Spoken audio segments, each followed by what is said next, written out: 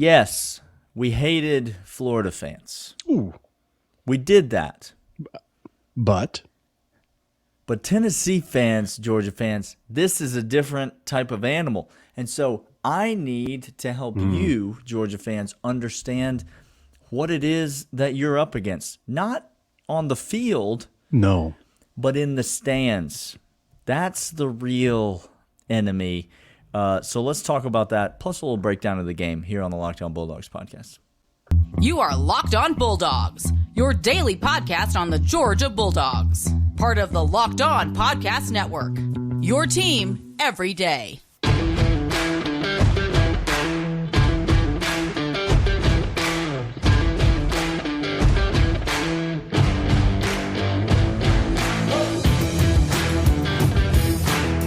What is going on? He is Daniel. I am Clint. This is Locked On Bulldogs, your team every single day.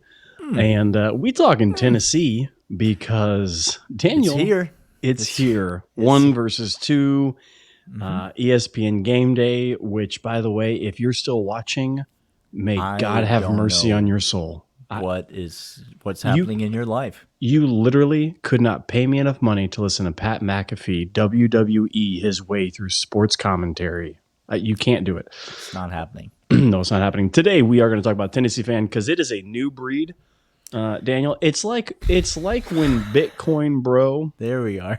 has his money and starts paying for everything he could possibly see. He doesn't know what to do with it, but he's spending it like he does, and those gums are flapping, Daniel. No. So we're going to talk about Tennessee. Yeah. We're going to talk about what we're looking forward to the game when Georgia has the ball in the second segment and when Tennessee has the ball in the third segment. So Daniel, for all of us who don't have to surround ourselves with Tennessee fan, and thank the good Lord above. Let me just take a moment. Stop right where you are. And thank whatever it is that you feel the need and urge to thank. Yeah. Thank him that you don't have to be surrounded by Tennessee fans all the time. Daniel, I got a Tennessee fan right next door. But he working. He got a job right now that has taken him 80 hours a week. He on the clock. He on the clock every moment of every day, and for my experience, a rarity in their fan base. So we'll open with that. Okay, now listen, we're going to get this out of the way. Here we go. We're going to get this out of the way early because Tennessee fans, we know you're here. We love you. Happy to have you here. We're going to get this out of the way early. Everything I'm about to say right now does not diminish the fact that the Tennessee Volunteers football team in 2022 is quite good. They're very good. Good. Listen, Tennessee fans, this is the most insecure fan base in the entire world. You're talking about all of Alabama's insecurity with none of Alabama's success. Wow, that's weird. Let me just put your mind at ease. I'm talking about you, not your football team. Your football team is good. Any Georgia fan that says that Tennessee, the football team, does not make them nervous, any Georgia fan that says that Tennessee, the football team, does not have a chance to win this game is posturing and lying. They are not telling the truth because Tennessee is good. Georgia is good. This is two good teams playing each other. And there's an outcome where Georgia wins. There's an outcome where Tennessee wins. We're going to get into which is more likely what we think is going to happen. But both of those outcomes are on the table. So no one on this podcast is saying that your football team's not good. But let's talk about, for the Georgia fans listening, this is what we're up against with Tennessee fans. Because Clint alluded to it already. This is the definition of new money. Okay? Do you understand? Yes, sir. These are people that don't have things. No. We all know that they haven't won a championship of any kind in 24 years. 1998 was the last time a championship rolled through Knoxville. And I'm not talking about a national championship. I'm talking about a championship of any kind. Literally. In 24 years. They've gone 15 years, Clint, without an SEC East title. No, Daniel, you meant the SEC title, Daniel. No. That's a conference. No, that's 24 years. They've been 15 years since they have even represented one of the two schools in the SEC championship game. Well, that's a decade and a half if you're counting at home. They have gone. Are you ready for this? I don't think they are, but I am. 21 years without finishing in the AP top 10, Clint. Okay. Now, notably on this podcast, we say the only rankings we care about is at the end of the year, the top 4 teams to make a playoff. That's all we care about. That's all we care about. So you're telling me a notably meaningless poll that carries no weight outside of Associated Press national media people's voting on a pageant contest. They can't even crack the top 10 Okay. Well, since any of their players have been alive. okay. That's great. They have 2 top 25 finishes in the AP final poll, 2 in the last 10 years. 2 top 25 finishes in the AP poll in the last 10 years. I'm going to give you a name of a team that was just in the AP poll. James Madison was just in the AP poll, top 25. I'll do you one better, Tennessee fan listening. Do you think you have more or less AP poll top 25 finishes in the last 10 years than Vanderbilt? Oh, Because it's the same number. It's the same. They're equal. Tennessee and Vanderbilt have finished in the top 25 in the AP poll. Was that when Vanderbilt had that coach that was making kids do those rollovers on the field for dropping an F-bomb on the field? James Franklin was the coach of Vanderbilt at that point. No, he wasn't. That was somebody before James Franklin. Right. No, this is 2 AP top 25 finishes in the last 10 years. Same as Vanderbilt. That's the level of – this is what this fan base – you talk about a poverty fan base. Yeah. You talk about a fan base that's hungry because they haven't eaten, Clint, anything. Anything in a – so, Georgia fans, this is all I'm trying to tell you. The Tennessee football team is quite good.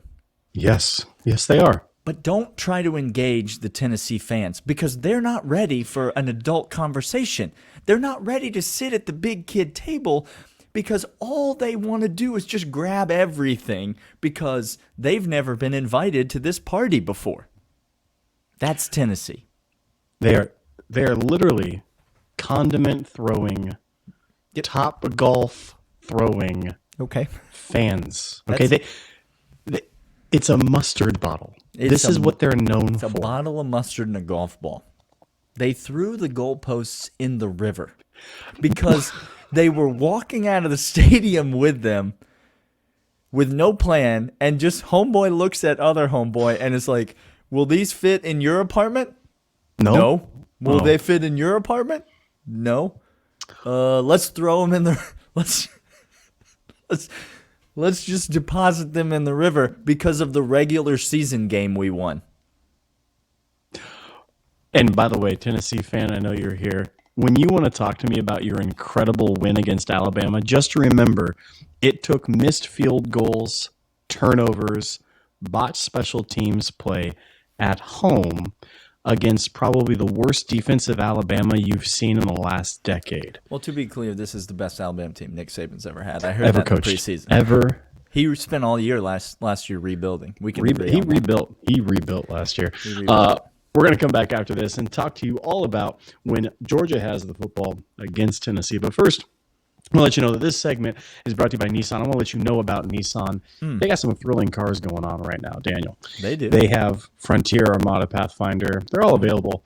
And it's kind of like that thrilling experience when you realize that the best offensive player in all the nation happens to play for your team. That's the kind of thrilling. You're talking about Tennessee fans? I'm not talking about Tennessee fans. I'm not talking about the Heisman. The Heisman. He's a favorite to win the Heisman Trophy.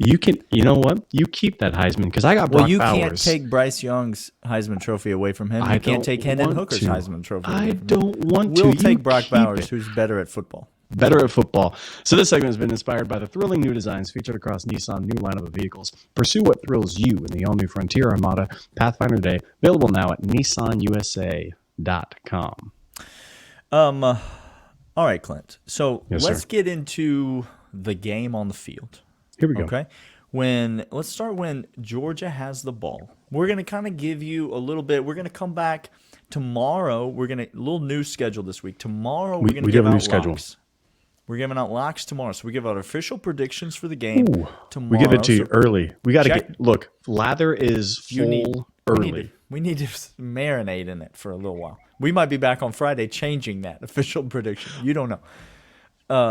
So we give you official prediction tomorrow on Wednesday. Yeah. On Thursday, we're going to have our boy from Locked On Vols. Come on. I hope come on the show. Hey, we get fingers a little crossed. crossover action. So we I ask called him up some and questions. I mandated he gets on this show, Dan. Well, it's not mandatory, but it's mandatory if you know what I No, mean. I told him he Wink, needs wink. to be here. Yeah. And so we're going to do that on Thursday, ask him some questions from Vol's perspective, let him ask us some questions as well. So that should be fun. And then on Friday, we'll be back with our final thoughts on the game. So for today, though, we're talking about offense, defense, when Georgia Yes, has sir. the ball, when Tennessee has the ball. So we'll start when Georgia has the ball, Tennessee's defense versus Georgia's offense. And we'll do this kind of like this. Let's give a reason to be You want to do good cop, bad cop? good cop, bad cop. Let's do Yeah, a there we little go. reason to be excited and reason to get a bucket. Get a bucket. Okay. Okay. Reason one to get a bucket. Georgia's playing football. You should already have a bucket. That's on you, Okay. Tennessee fan. This is a public service announcement to you. Get a bucket. You'll need it at You will times need when it. your team plays football. Sometimes they don't call pass interference, and on fourth down, you're not bailed out by that call, and so you don't get the touchdown to tie the game up after all, and you'll need a bucket at that point. Okay. You will. You will. So let's start with when Georgia has the ball, a reason for optimism, a reason to be excited. Am I doing this one or are you doing this one? You give us the good cop, Daniel. All right. So when Georgia has the ball, you should be excited because, number one,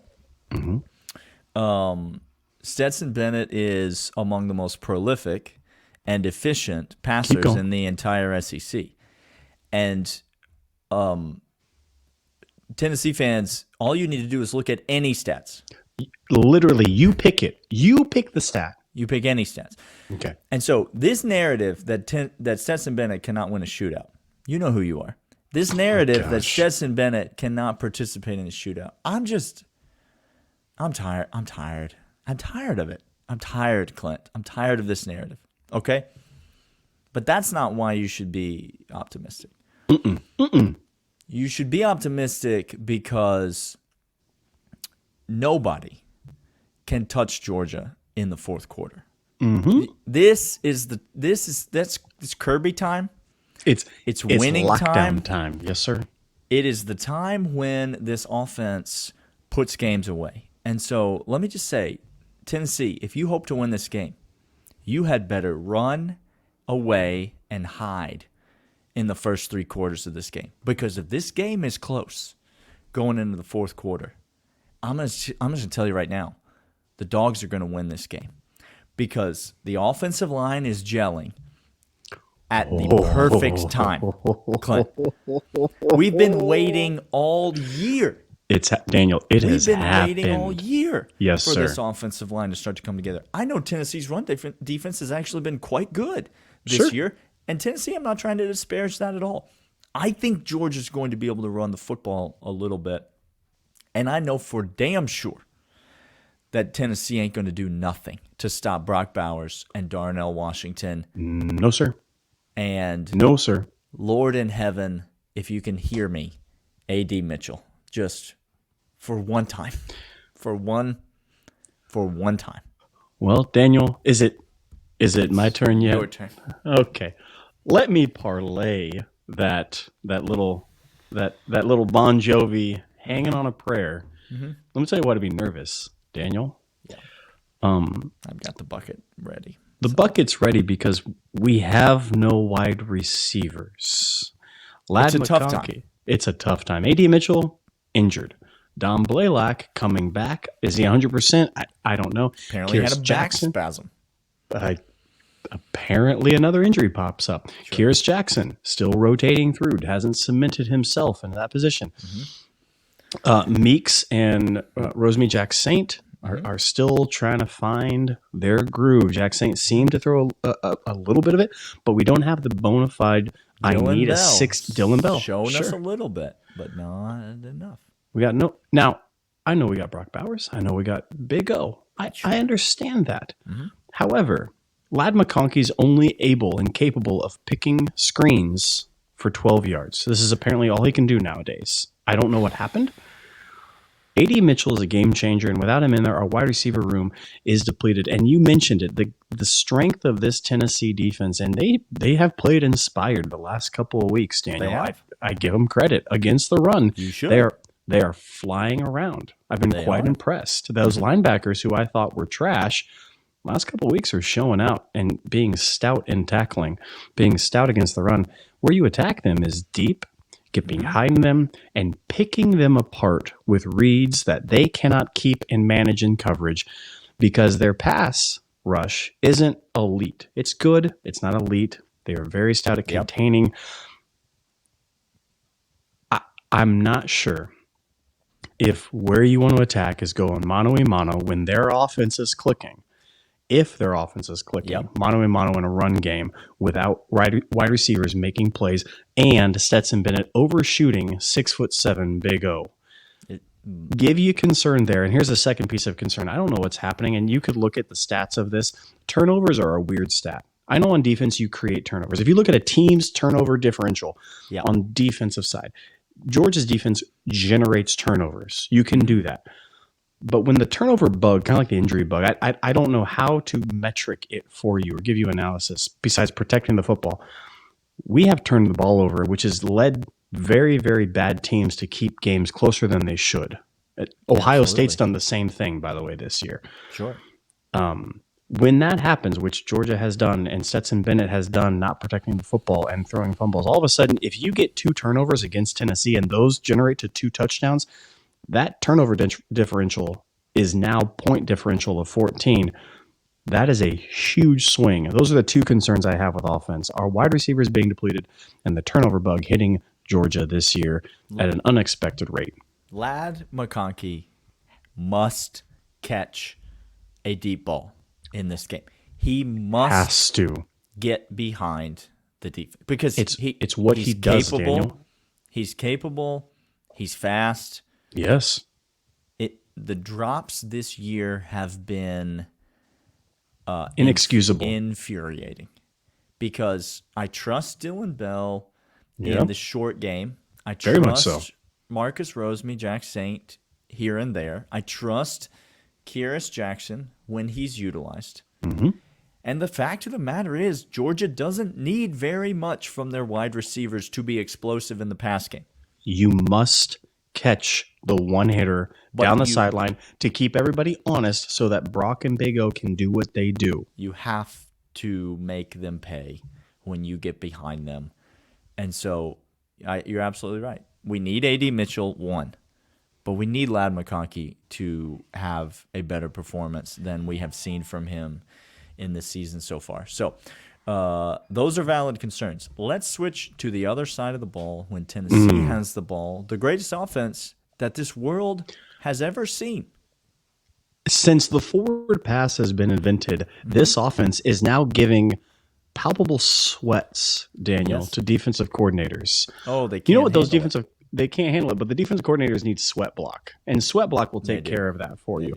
Sweat block takes care of the embarrassing pits, the embarrassing back sweat, the embarrassing Tennessee fan. Oh, sorry, it doesn't fix that. They're just embarrassing. That's just even going to come block. With time. You just need to be here for a while, have a good team for a while, have a good team for more than a hot week. Sweat block has been here a long time. They are great. They are fantastic. Get over there right now to sweatblock.com. And put in the promo code LOCKEDON for 20% off your entire order. That's sweatblock.com. Promo code LOCKEDON for 20% off your entire order. All right, Clint. I went first last time, and so why don't you give us Now, there couldn't be a reason to be optimistic. I don't know. There couldn't be a reason to be optimistic. This is, again, Joe Brady has come, and he has just deposited his wealth of knowledge into Josh Heupel. And Josh Heupel said, you know what, I don't need it because I'm actually better than you. Yes, Hendon sir. Hooker, better than Joe Burrow. Yes, sir. They've got all the weapons. Don't need They've no got more. all the athletes. They've got All all of the them. scheme. Yes. And so why would Georgia possibly be optimistic going into this game when Tennessee has the football? I'm going to give you 3 rundown reasons, Okay. Daniel, why to be optimistic when Tennessee has the ball. 1, Tennessee wants to run the football. Do not mistake this. Anybody with eyes, Josh Heupel, go look at Lane Kiffin, the same exact guy. They are cut from the same cloth. They have the same mentality. If you only pass, if you're throwing the ball around 59 times without a dominant running game, you will die on the vine. I guarantee you. That's not Tennessee. No, Tennessee loves to run the football. Run-heavy team. Very run heavy. You know what Kirby Smart does really well, Daniel, every single year? Stop the run. Florida, the most successful SEC team on rushing the football, by the way. We held them to 1 yard per rush in the first half, Daniel. That's when the game was close. It's really good, Daniel. They couldn't set up anything better up. than that or worse than that against Tennessee? Just wondering. Oh, let me think really quick. Tennessee game against Florida. Oh, no. I think that trash quarterback put up 400 on them. The guy who literally is better at anything else than quarterbacking. You name it. I He's haven't better. seen him do everything else, but You name it. He can't be worse. He can't be worse. Number 1, Kirby Smart and this defense loves stopping the run. That's true. Point 2, Okay. Daniel. We got them players back, and his name's Jalen Carter, Smile Mondon, JDJ, Kamari Lassiter playing angry, and Okay. Christopher Smith playing at an all SEC, all world level. Yes. And now, look, this is going to be weird. I'm going to say something. You're not going to like it. And I'm going to parlay this. I'm going to try to invert it because everybody says Nolan out with some sort of pec strain. Nolan not going to be there. Oh, don't do this. Don't do this to me. No, don't do this. Stop right here. Stop short. Michael Williams Okay. He didn't gets more He didn't listen. run. He gets more run. Daniel, playing running back in the SEC is very difficult, but it's a very easy position to understand. Run left, run right. It's the nuances there. Getting after the quarterback in the SEC Yep. is a physical domination type play. Michael Williams has that in droves. We're going to see him get more. Now, I'm not saying it's better that he does. What I'm telling you is that in a game in which we have Jalen Carter in the middle, we have linebackers already there, we have Kamari Lassiter and Christopher Smith playing all world right now, and we get more Michael Williams to get more run, I'm just suggesting to you that it's not as bad as we want it. And here's the third reason. Okay. Hendon Hooker and this offense Here we go. is I've said it all week, I've said it the week before, and I'll keep saying it. It's a 1-2 go read. Okay. It is not complex. It's not Alabama's passing attack. Alabama's passing attack, very, very complex. Yeah. Not anymore with Bill O'Brien running this show totally, but years past it really, really was. Hendon Hooker's passing tree, very short, very succinct. It's 1-2 go. He is a slight quarterback. He ain't going to take them hits. And you're telling me Kirby Smart has gotten weeks to prepare for this and got everybody's best shot and tons of tape on this from Alabama, and you're telling me that a not complex passing system against Kirby Smart and his secondary mind, and you're going to try to do a Gus Malzahn-esque offense with it? No, thank you. I'm taking Kirby every single time. So players stopping the run and Kirby Smart against a passing system that is not Nick Saban's. You know, I don't disagree with some of the points that you made. I had to say Nolan Smith, and Daniel But let me almost literally vomited. When they run this tempo, by the way, Yeah. it's almost always a run. So Always. they tempo up to the line. Tempo, tempo, tempo, tempo, tempo. It's like 80%. It's not always a run. Sometimes they hit you with another pass. But it's almost always a run. And it almost always goes for 5, 6, 7, 8 yards. Almost Yes, it does. always. Yes, it does. And that's what the tempo begets tempo. It's what Gus always wanted at Auburn but could never really do. Yes. Because when that first play gets you 5, 6, 7 yards, it's all you're dead. You've snowballed now. You have to be able to stop the run, which is why Yes, sir. Nolan Smith, the best run defender in the SEC, is a huge loss for the University of Georgia. And so I do agree with the players that you named that are back. Smile and Jalen particularly is a significant advantage because you got to get after Hendon Hooker. Have to. Let me talk about the principal reason that I think Georgia fans should be nervous, should be pessimistic about this team's chances to shut down Tennessee's offense, because no one does that. So that's the primary reason. No one does that. You don't do it. Hasn't been done all year. So Georgia ain't going to win this game with a dominant defensive performance. I'm not saying they're going to have to get into a 40-40 shootout, but the defense ain't holding Tennessee under 14, 17 points, right? Like Tennessee's going to get 20 plus. I was just thinking in my head, what was the number? I'd put it at 19 or 20. 20. Yes. I think it's going to be more than that, but I'm just saying the floor that you could be looking at, the absolute best performance the defense could ever string together would be 21 points against this Tennessee Volunteers team, in my opinion. And so that alone puts Georgia's not back against the wall, but that puts Georgia in a situation that it doesn't find itself against many teams, because most teams, Georgia goes in expecting to hold that team to 10, 13.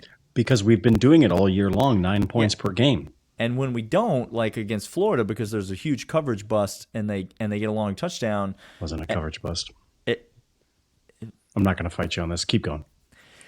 Because there's a player that's not at any reasonable facsimile of where he should be standing, and we give up a long touchdown. It's surprising. Anyway, the thing that Georgia fans should make Georgia fans the most pessimistic about their defense's chances is kind of along the lines of what I just said, and even the discussion that we're not having right now that we want to be having with each other.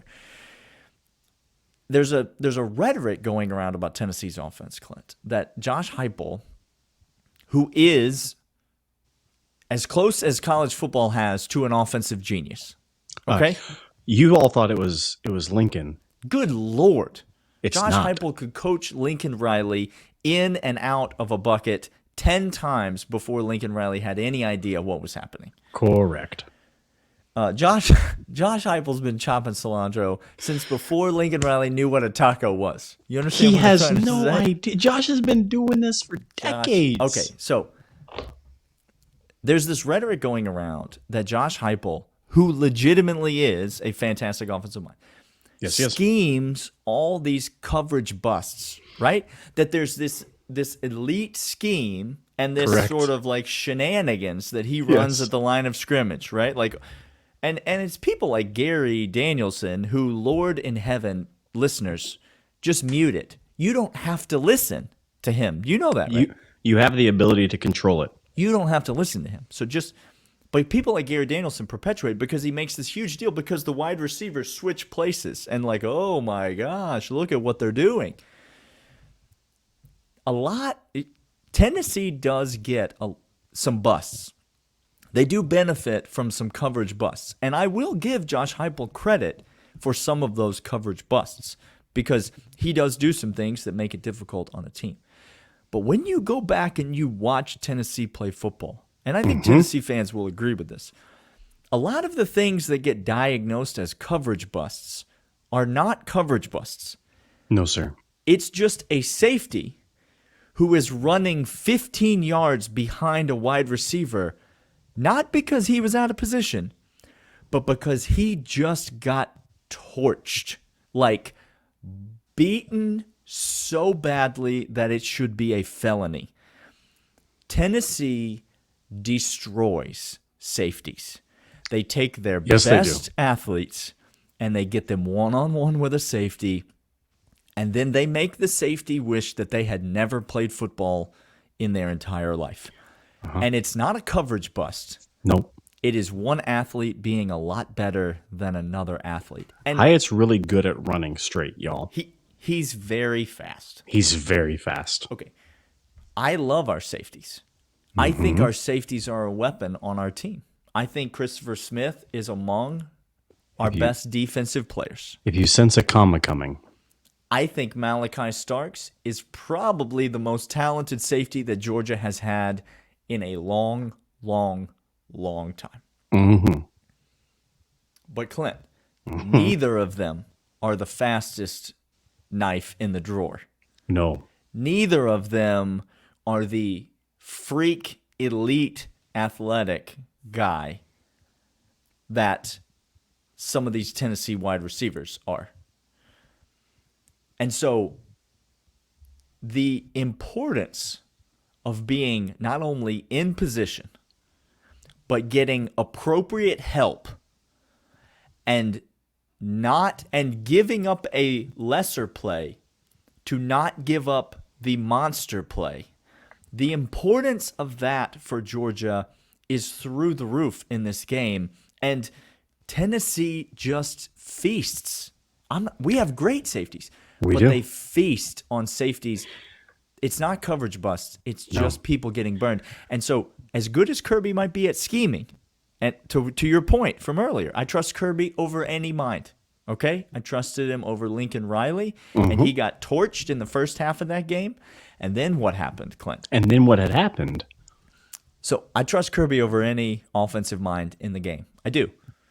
But the players still have to go out there and play. Yes. And when Christopher Smith is one-on-one with Hyatt, and Hyatt is running full speed, you better trip him or something. Now here's I'm gonna rebuttal this because I think this is where the consternation comes the most for Georgia fans. Offensive wise, all else fails. Look at the running attack that we have going for us right now, and that'll translate everywhere. Okay, defensively, this Tennessee juggernaut coming in. Two things to give you maybe a little bit of rebuttal to this, and you're right. Hyatt's a weapon. He's insane. We've been on this. The other kid back. He's healthy. Yes, he's healthy now, and so I can't remember his name. Whatever I can't his name either. is. Tennessee fans, you'll tell us. You'll tell us. I'm sure too. He's good. Yeah. He's good. And you'll be mad that we don't remember his name. Whatever. He's good. No, we swear. You're good. Oh You're important, gosh. Tennessee fans. You matter. We Calm get it. down, y'all. Anyway, 1998. there it is.